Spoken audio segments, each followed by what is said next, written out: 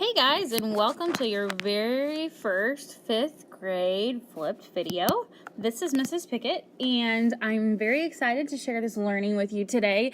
Make sure you pay a little bit closer attention this week about what you're expecting in videos, because this is our very first one, so it's going to be a great way for you to learn the ins and outs of the videos and how we're going to use them to help us learn this year in math class.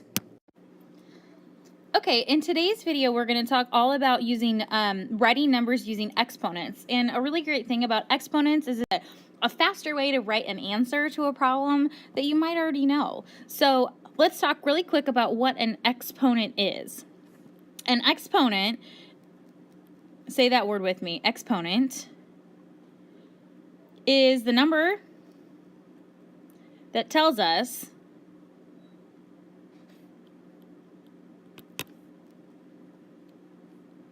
how many times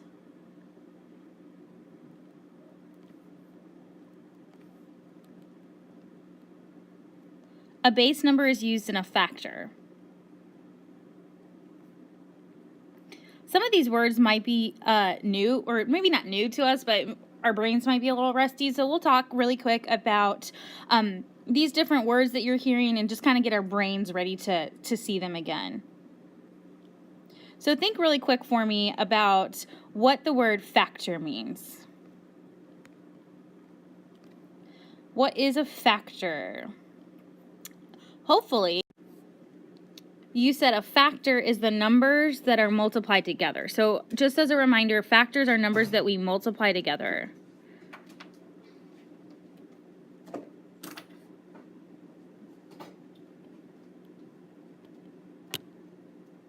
And then another vocabulary word that might be kind of a new to you, or maybe just a little refresher, would be a base number. A base number is the number that we use in exponents, and it's going to be your bottom number. So the base number is going to be your whole number per se. So that's the number that's at the bottom. So if you used exponents last year, you probably maybe saw 5 squared. That 5 is going to be your whole number, or your base number, because it kind of, I think of it like it sits at the bottom, so that's why it's my base number. So the new vocabulary word that you're going to have in this lesson is going to be an exponent, and that is the number that tells how many times that we multiply the base number. So again, an exponent is the number of times we multiply the base number. An exponent always sits kind of at the top. It's like a little tiny number that sits at the top of our base number. So let's just do a few examples so we can kind of get our brains kind of wrapped around what an exponent really is. So let's just do, we're going to say that we have the problem, and we're going to say 3 times 10 times 10 times 10. And you're probably thinking, well, Mrs. Pickett, that's a lot of 10s there. So what exponents let us do is it lets us simplify the problem so that we don't have to write 10 so many times. So you would probably read this as, well, I know that 10 times 10 times 10 is 1,000. So I would say 3 times 1,000, which would give me 3,000. So a faster way to write the same problem would be 3 times 10 to the third. So the 10 is your base number, and the 3 is going to be your exponent.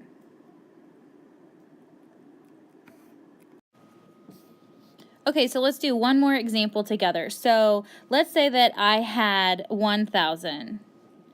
If I broke that down into tens, that would be 10 times 10 times 10. These tens multiplied together are going to be our factors. And if I wanted to write that same problem with an exponent, I would say that that's 10 to count 1, 2, 3 to the third. So 10 to the third would be the exponent, the 3 being the exponent, and the 10 being our base number.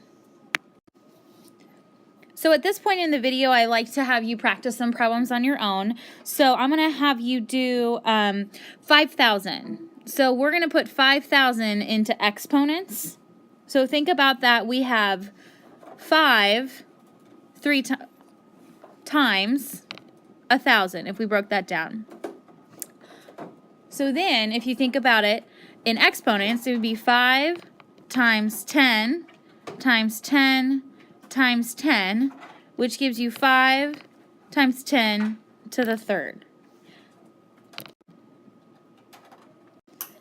Another way you can think about 5,000 as far as exponents go is kind of just start at the beginning. If I know that 5 times 10 to 1 to the power of 1 is 50, because that's saying 5 times 10, then I'm going to do it again because I'm not to 1,000 yet. I'm going to say 5 groups of 10 squared would give me 500, because it's like 5 times 10 times 10. 5 groups of 10 cubed, because again I'm not to my thousands yet, equals 5,000, because 5 times 10 times 10 times 10 equals 5,000. So here are a couple problems you can practice on your own. First of all, I want you to tell me what 6 times 10 to the third is. On number 2, why don't you put 3,000 in exponent form. 3, we'll do 5 times 10 to the 5th power. 4, again, we're going to switch that up and we're going to say 4,000.